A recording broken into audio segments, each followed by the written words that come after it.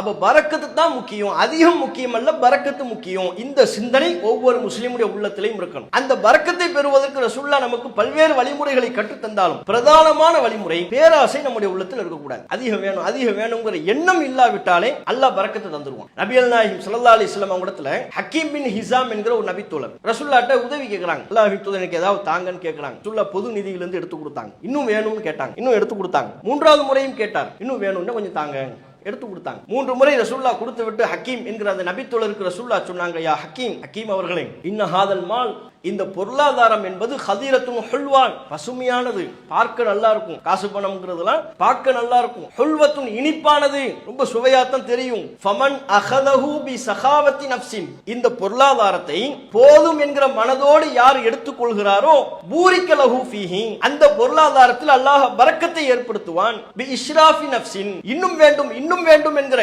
வேணும் வேணும்ங்கிற மனப்பான்மையில் யார் இந்த பொருளாதாரத்தை எடுத்துக்கொள்கிறாரோ லம் யுபாரக் லஹு ஃபீஹி, அதில் அவருக்கு அல்லாஹ் பரக்கத்தை ஏற்படுத்த மாட்டான். முஸ்லிம்ல புகார்ல பதிவு செய்யப்பட்ட ஹதீஸ்.